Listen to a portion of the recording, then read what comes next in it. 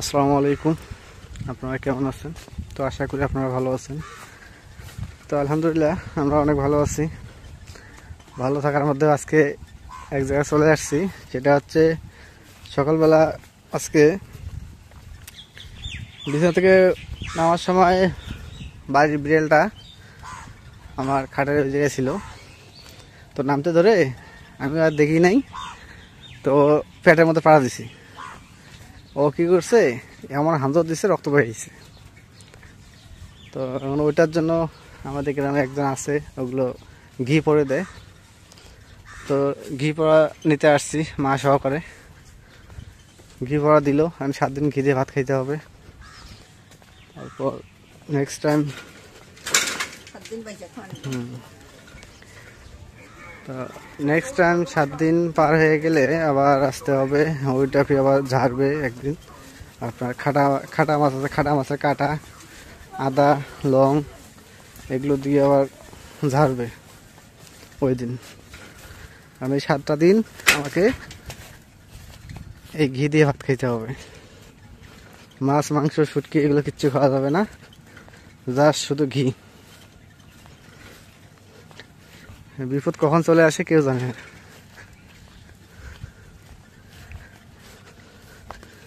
আমি জানি না, মানে সকালবেলা উঠতে ধরে ওইদিন নিচে আছে কে জানে, দিছি পেটের মধ্যে পাড়া।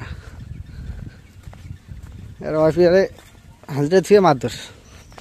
তো এটা আমাদের বাড়ির বিড়াল, এটা অন্য কোথাও না, আমাদের বাড়িরটা।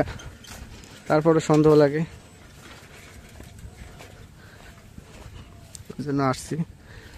আর মেডিকেলে গেলে তো ভ্যাকসিন দিত, তারপর অতটা কেয়ার করে না, অতটা বিড়ালের অতটা কেয়ার করে না।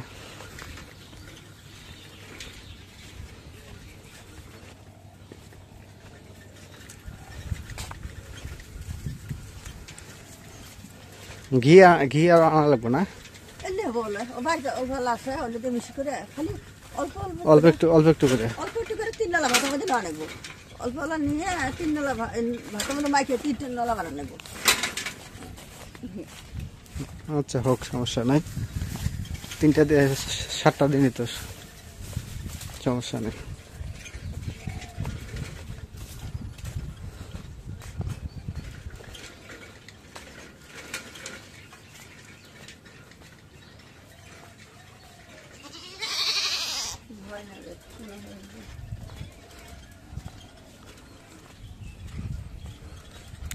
তো ঘি পড়া শেষ করে আমাদের বাইরের দিকে যাচ্ছি আমরা।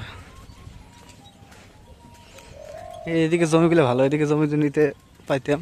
এদিকে জমিগুলা কত সুন্দর জমি, এগুলা লোকাল রোডের পাশে। এগুলো কোনো বন্যার কোনো সংখ্যা নাই, এবং নদী ভাঙানোর কোনো সংখ্যা নেই। এদিকে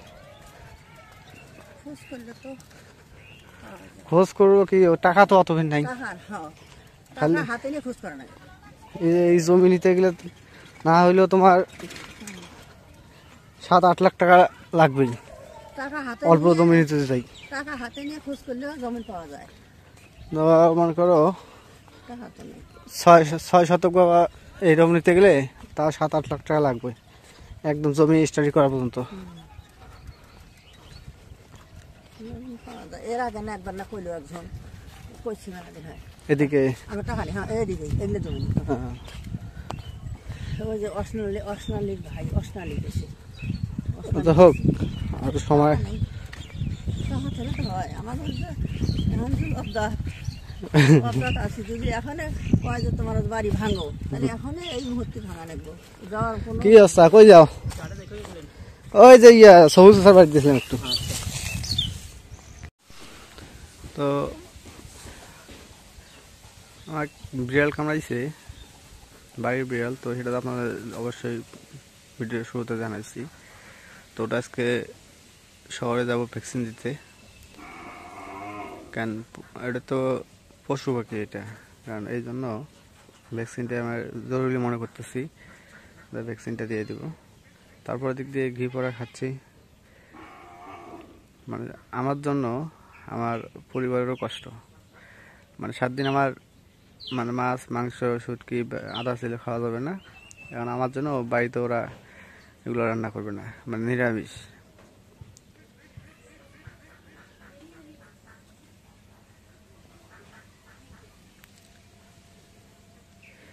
তো 7টা দিন তো সমস্যা নাই, একটু কষ্ট করি। তো ব্লগ শেষ করে তারপর চলে যাব লালমনিরহাটে শহরে। এই যে এখন মাসকালা গুলো দিয়ে নেই, মাসকালের ডাল রান্না করবো। আমার জন্য সবারই কষ্ট না? কিসের কষ্ট? মাছ ডাল খাওয়া লাগে। মাছ মাংস খাইতে পারবো না 7 দিন, এটা একটা কষ্ট না? একটু কষ্ট হয়ে যাবে, ডাল আলু ভর্তা খাইলে যাতে মেলা।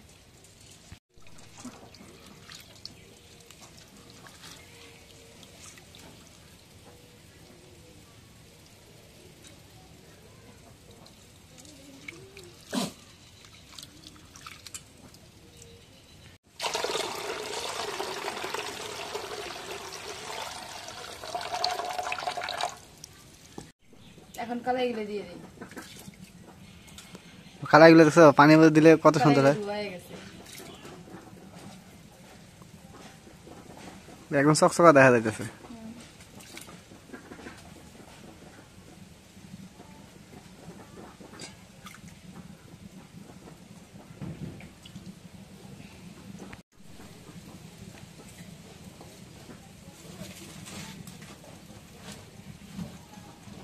এখন কাঁচামরিচ আর পেঁয়াজ কেটে দিই। কাঁচামরিচের দাম কালকে আনলাম কত করে দেখছো না? শুনছো তো, 50 টাকা পোয়া, 200 টাকা কেজি না? 200 টাকা কেজি। আগে মরিচ তো হাফ কেজি করে, আর হচ্ছে আদা পোয়া। কার কাছে আধা পোয়া মরিচ, আদা পোয়া আনছো। আধা পোয়া কাঁচামরিচ করে আনছিলাম, সেই কাঁচামরিচ কালকে আধা পোয়া নিয়ে আসছি 25 টাকা দিয়ে। এখন পেঁয়াজ কেটে দিই।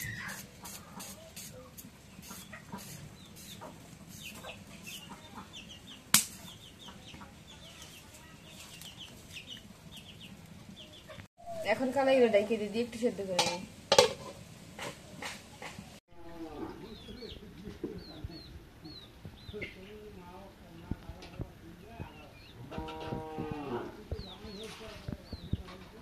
এখন কালাইটা সেদ্ধ হয়ে গেছে, এখন হলুদের গুঁড়া, লবণ, জিরা বাটা দিয়ে দিই। কালাইটা সেদ্ধ হয়ে গেছে, সেই সুন্দর। একদম গলে গেছে। এখন হলুদের গুঁড়া দিয়ে দিই। যেহেতু হলুদ গুঁড়ো না দিলেই কেমন হয়ে থাকে কালারটা? এখন ধর কেমন হয়, এখন ধর কালারটা কিরকম আসলো? আরো হয়ে গেছে।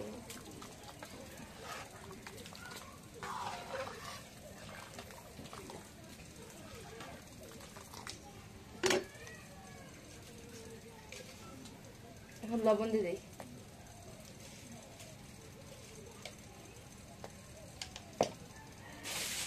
এখন জিরা বাটা, রসুন বাটা দিয়ে দিই। এখন নাড়া দিয়ে দিই।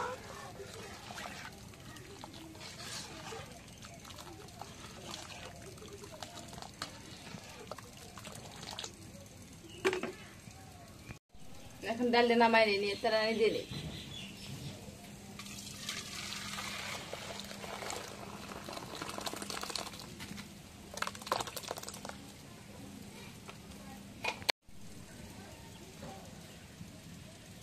এখন তেল দিয়ে দিই।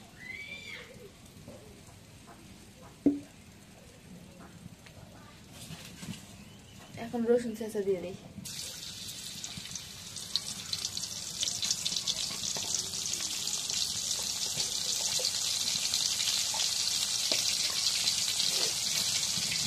একটু জিরে দিয়ে দিই।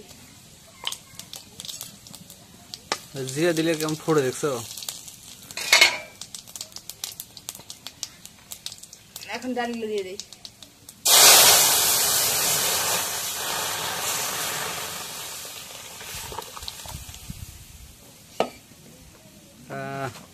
তেলানি দেওয়ার পর একটা ঘ্রাণ আসে না, সেই সুন্দর ঘ্রাণ আছে একটা।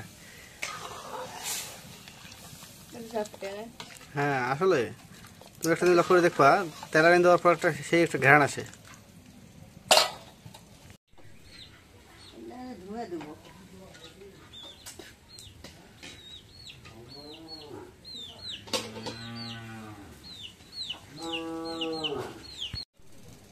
এখন ডাল দেওয়া হয়ে গেছে, এখন নামাই নেই।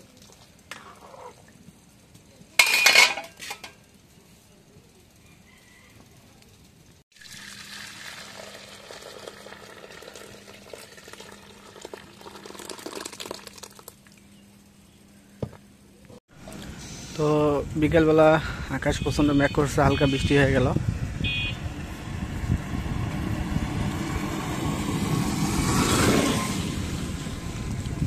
তো আমি একটু বাজারে আসছিলাম।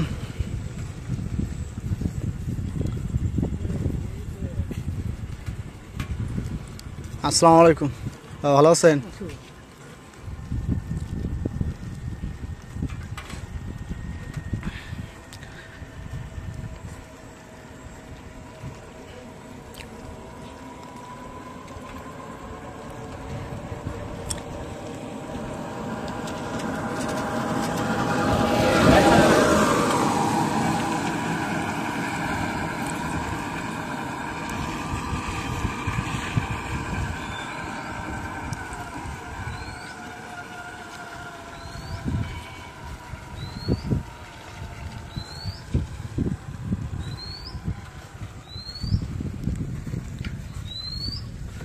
আকাশ চারিদিকে শুধু মেঘ আর মেঘ।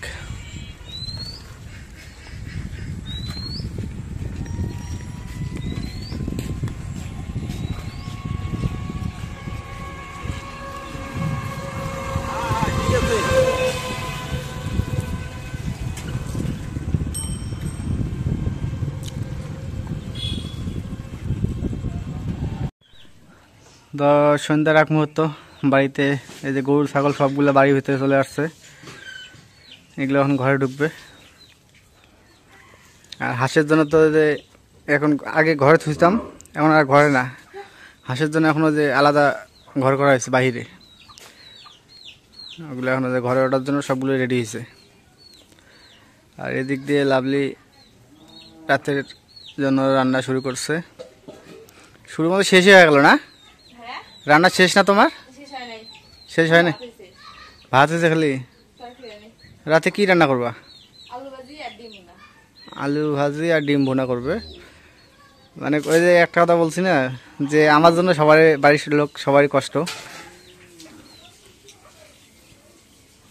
মানে আমার মানে একটু বাসকস করে খাওয়া দেখে এদেরও সমস্যা।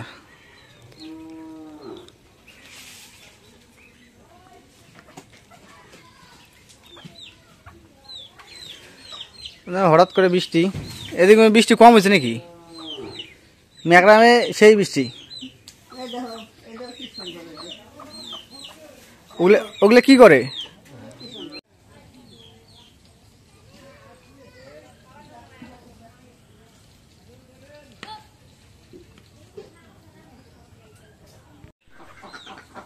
তো হাঁসগুলো এখন ঘরে ঢুকবে।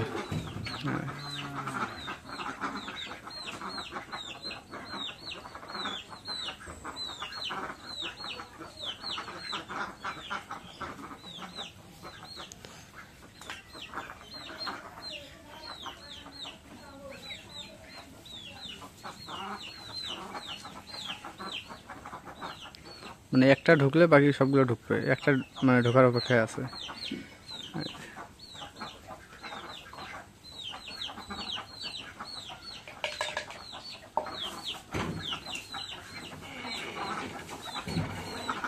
এই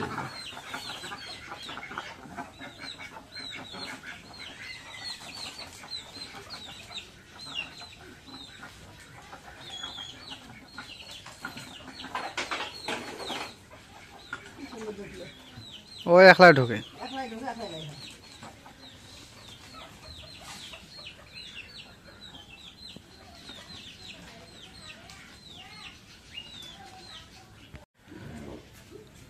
মানে সন্ধ্যার সময় হয়ে গেছে, তার মধ্যে আবার এদিক দিয়ে আকাশ মেঘলা, এই জন্য অন্ধকার অন্ধকার ভাব শুরু হয়ে গেছে।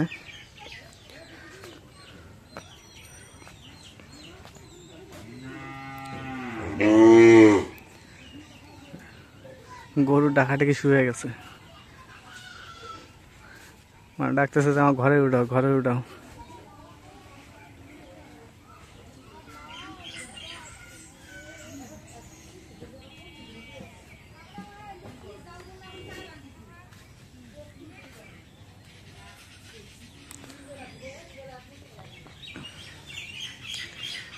তো গরুর যে পরিমাণ খড় লাগে, আমার ওই পাশে যে খড়টা আছে ওটা শেষ, প্রায় শেষের দিকে, আর আছে শুধু যে এটা শেষ হইলে আমার অবস্থা আরও খারাপ হবে।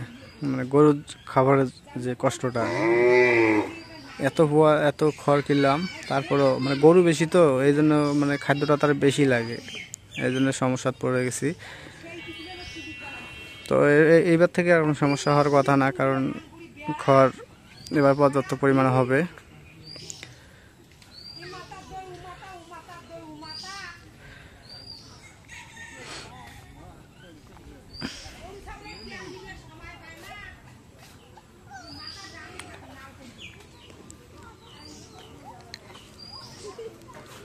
দোকোদা কিনলে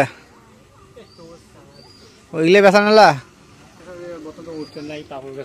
ও না, ঠিকই আছে। তো ঠিক আছে, আজকে ব্লগটা এই যা শেষ করব। তো যদি ব্লগটা আপনাদের কাছে ভালো লাগে অবশ্যই একটু লাইক, কমেন্ট, শেয়ার এবং সাবস্ক্রাইব করে দেবেন। এবং পরিশেষে আপনাদের ভালোবাসা এবং দোয়া চাই। তো এই বলে আজকের মতো এই জায়গায় বিদায় নিচ্ছি। আল্লাহ হাফেজ।